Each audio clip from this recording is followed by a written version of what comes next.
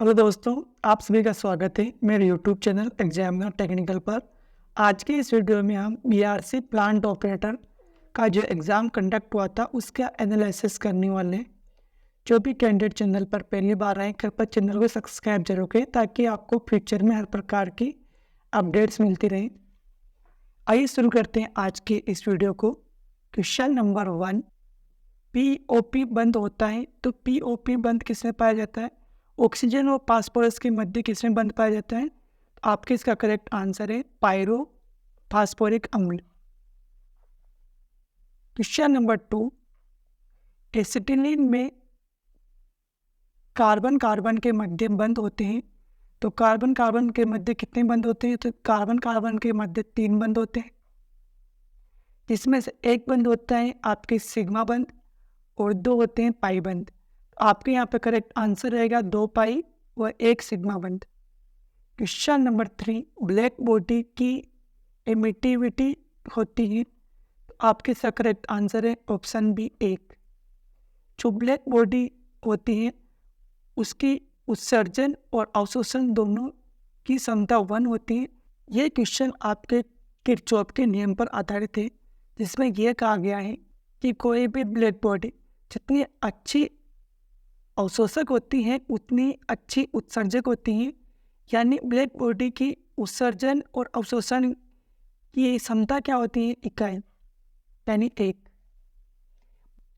Question number 4, NaCl को जलाने पर किस लॉ के साथ जलता है? आपके इसका करेक्ट आंसर है पीली। क्वेश्चन नंबर 5, धातुओं को गर्म करने पर क्या होता है? तो आपके ऑप्शन इस प्रकार थे। इलेक्ट्रॉन बाह्य सतह पर आ जाते हैं, गतिज ऊर्जा में वृद्धि होती है, गतिज ऊर्जा में कमी होती है। करेक्ट आंसर है ऑप्शन बी, गतिज ऊर्जा में वृद्धि होती है। ये कन्फर्म है, जबकि इलेक्ट्रॉन बाह्य सतह पर आते हैं या फिर नहीं आते हैं इसके बारे में श्योर नहीं बोल सकते हैं। तो यहाँ पर आपका सबसे करेक्ट आंसर रहेगा गतिज ऊर्जा में वृद्धि होती है। क्वेश्चन नंबर 6, वाष्पीकरण की प्रक्रिया होती है, यहाँ पे करेक्ट आंसर है ऑप्शन बी, ऊष्मा शोषी प्रक्रिया होती है, क्योंकि वाष्पीकरण की प्रक्रिया के दौरान ऊष्मा की आवश्यकता होती है।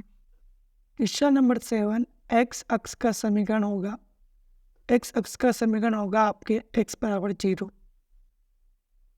Option A. क्वेश्चन नंबर 8, निम्न में से किसका दहन नहीं होता है? आपके यहाँ पे करेक्ट आंसर है ऑक्सीजन। ऑक्सीजन गैस जलाने में सहायक होती है। हाइड्रोजन एक ज्वलनशील गैस है, कार्बन भी ज्वलनशील है और सल्फर का दहन भी हो सकता है। आपके यहाँ पे करेक्ट आंसर है ऑक्सीजन, क्योंकि इसका दहन नहीं होता है, यह जलाने में सहायक होती है।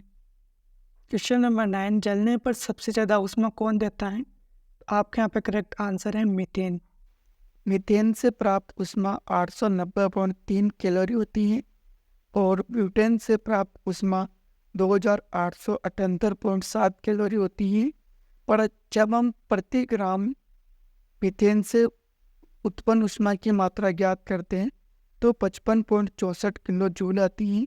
वहीं ब्यूटेन के अंदर 49.63 जूल आती है।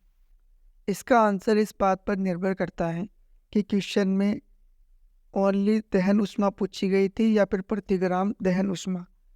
यदि दहन ऊष्मा पूछी गई थी तो ब्यूटेन करेक्ट आंसर होगा। यदि प्रति ग्राम दहन ऊष्मा पूछी गई है तो आपके मीथेन करेक्ट आंसर होगा। Question number 10, x square plus y square equals to 16 है, तो आपसे यहाँ पर क्षेत्रफल पूछा गया था।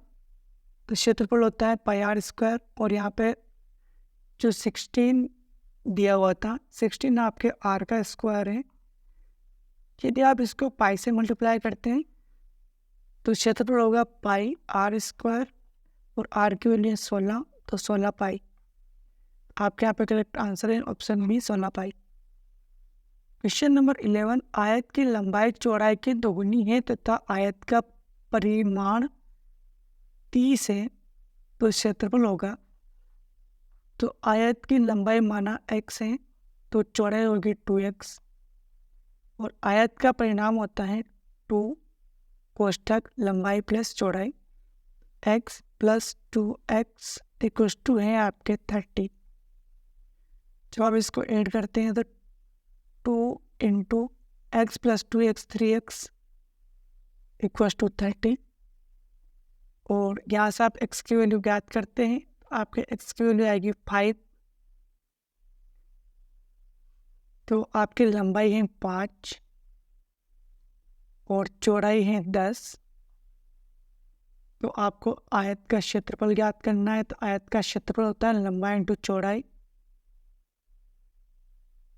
लंबाई इंटू चौड़ाई। तो जैसे आप इसको मल्टीप्लाई करते हैं 10 इंटू 5, आपके यहाँ पे करेक्ट आंसर आएगा 50। Option A 50। इसकी इकाई सेंटीमीटर स्क्वायर या मीटर स्क्वायर जो भी क्वेश्चन में दिया होगा उसके अनुसार होगी। क्वेश्चन नंबर 12, भौतिक अधिशोषण ताप बढ़ाने पर, तो ताप बढ़ाने पर भौतिक अधिशोषण का मान घटता है क्योंकि भौतिक अधिशोषण में वांडरवाल बंद पाए जाते हैं जो कि तापमान बढ़ाने पर कमजोर होते हैं और जिसके कारण भौतिक अधिशोषण का मान घटता है।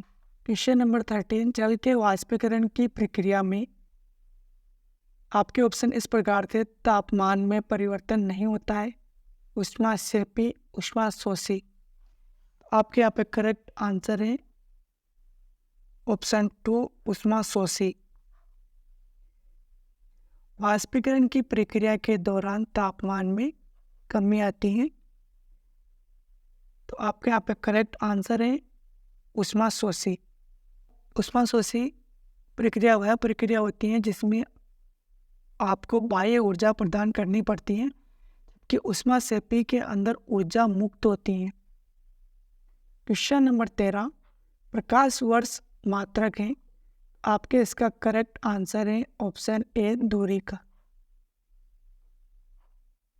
ये क्वेश्चन मैंने जो हमारे पिछले वीडियो थे उनमें मैंने बहुत बार समझाया था कि इसके ऊपर क्वेश्चन पूछा जा सकता है। आप देख सकते हैं इसके ऊपर क्वेश्चन पूछा गया है। क्वेश्चन नंबर 14, 8 एम्पियर की धारा रेटिंग स्केल दिया है तो सत्य कथन का चयन करो। आपको 8 एम्पियर का फ्यूज दिया गया है तो इसके लिए सत्य कथन होगा ऑप्शन ए कि धारा 8 एम्पियर से ज़्यादा होने पर फ्यूज गलित होकर जल जाएगा, यानी उसका भंजन हो जाएगा। क्वेश्चन नंबर 15, प्रत्यास्थता गुणांक की विमा किसके बराबर होती है।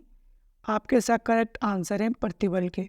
प्रत्यास्थता गुणांक का सूत्र होता है प्रतिबल बटा विकृति और विकृति की कोई विमा नहीं होती है, इसके कारण प्रत्यास्थता गुणांक की विमा प्रतिबल के बराबर होती है। क्वेश्चन नंबर 16, वृत्त की परिधि पर किसी बिंदु से स्पर्श रेखा की लंबाई 24 सेंटीमीटर है तथा बिंदु P से केंद्र की दूरी 25 सेंटीमीटर है तो इसकी त्रिज्या होगी। आपको ये भुजा दी हुई है, ये भुजा भी दी हुई है और आपको ये भुजा यानी R ज्ञात करनी है। तो यदि आपकी स्पर्श रेखा की लंबाई 25 सेंटीमीटर हो और बिंदु से दूरी 24 सेंटीमीटर हो तो आप इस प्रकार से ज्ञात कर सकते हैं। आपको यहाँ पर लंब ज्ञात करना है। आप जानते हैं कर्ण स्क्वायर बराबर आधार स्क्वायर प्लस लंब स्क्वायर, और आपको लंब स्क्वायर याद करना है। तो कर्ण स्क्वायर माइनस आधार का स्क्वायर। आप जैसे यहाँ पे वैल्यू पुट करते हैं 25 का स्क्वायर माइनस 24 का स्क्वायर, और जब आप इसको सोल्व करते हैं तो ये आपके आता है 49। तो आपके लंब स्क्वायर बराबर है 49।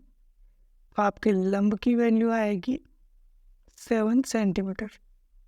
आपके यहाँ पे करेक्ट आंसर है ऑप्शन सी 7 सेंटीमीटर।